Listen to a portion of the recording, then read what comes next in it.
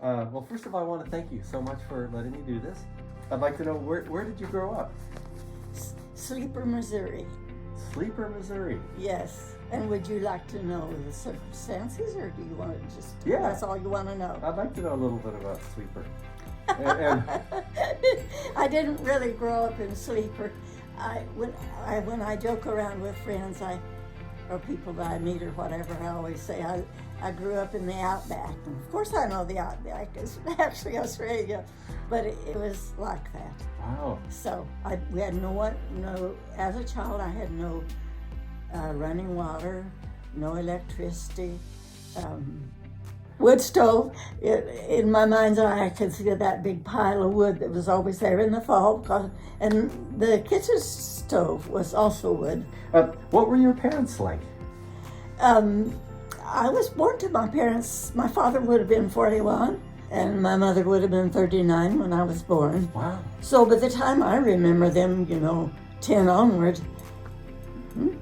they're middle-aged. Okay. And I would not say they were the pat you on the head kind of people, Okay. but they were all right. They were fine. They're good parents, but not what you would typically think of as a parent being certainly in this time frame, because kids can't even go down the street. Yeah. Okay. What did your parents do for work? Farm. Farm. Yeah. Wow. Okay. What did you raise? We were a diversified farm. Rotate the crops. We didn't use a lot of fertilizer. We were also a dairy farm. We sold cream. Did you have brothers and sisters? 7 Wow. of us, and I would say in my early years, yes, we would have been close. And even after I came out here, I would take trips back. But they were all farmers. No one's here but me. They're all gone. It's true. We were father, mother, semi-grown up. That was true of my parents. Okay. That's what I'm saying. Okay. And maybe a little true of Walter and me until we fought it out. Okay. Did you ever think about consider being an artist growing up, like as a career? Was that something that you? No. No. Okay. Didn't happen at all like that. Okay. What did you do for a career, and how did you like your career? I was a teacher, and I liked it. My need to be an artist kind of got a little bit in the way, I think, in that, because we went to Spain. Only time I'd ever been overseas, and I brought. I should let that alone. Oh, fine. I brought back toothpicks because they had big, wide, flat ones. So I could do art in my first grade classroom. That's how bad it was. That's great. So, how did you get started with art? I did a lot of seeing a psychiatrist when I was young because I felt I needed that to help my kids. Mm-hmm. I don't know whether that was true or not, but so I wrote lots and lots and lots and lots of journals. Mm. And by the end of those journals, poetry just slid out of my mouth for 2 or 3 years.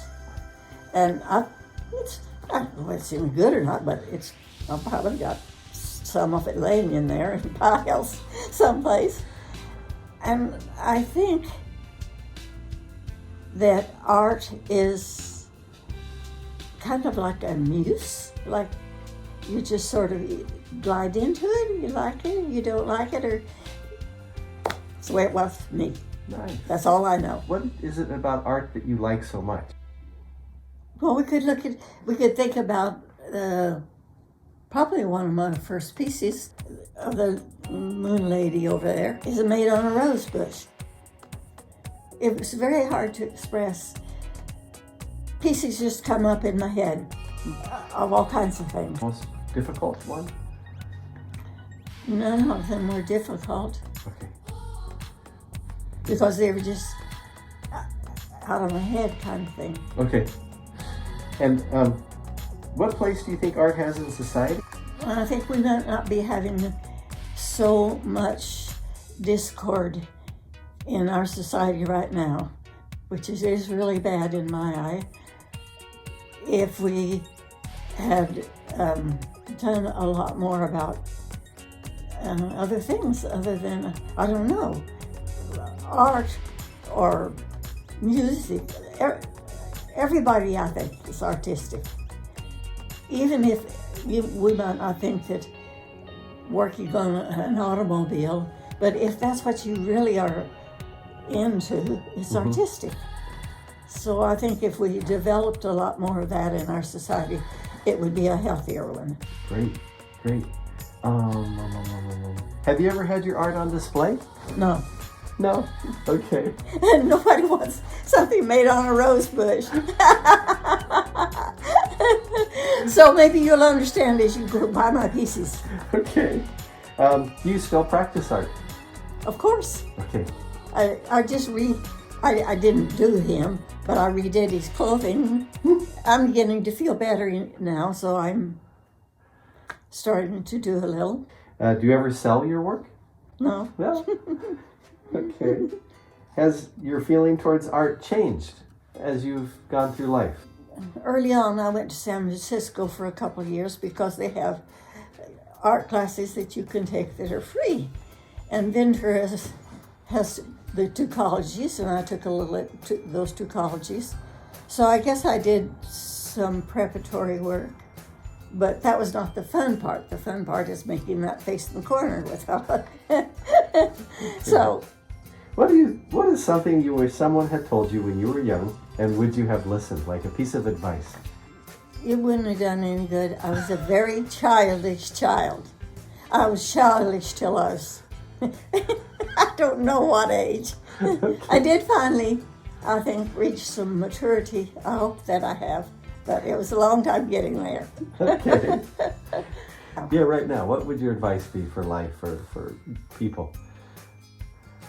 I would hope that they could make a way where they would not have to wait until retirement to do some of these special things. I wish that we could make out work years where people could have more space. Mm-hmm. You and I were lucky because we had more space, but very few people have that.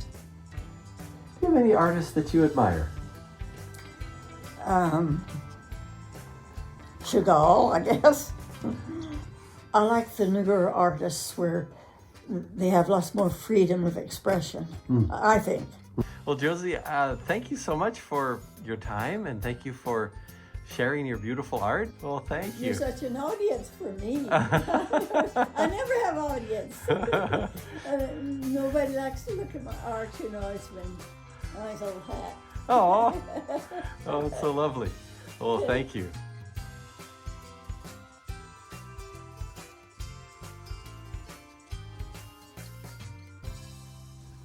Still a life reverie, winter exhausted, howling winds fan across dun-colored barn and weather-beaten man. Gray clouds hang lackluster above the land. Dreary heart, red rough hands, care-riveted woman doing her time, scrubbing the clothes, hanging them haphazardly along the line. A gleam of sunshine slides obliquely across the land, a ray of light for my heart, two battered souls demand, silent screams, borne heedlessly away on the wind. Earth Song.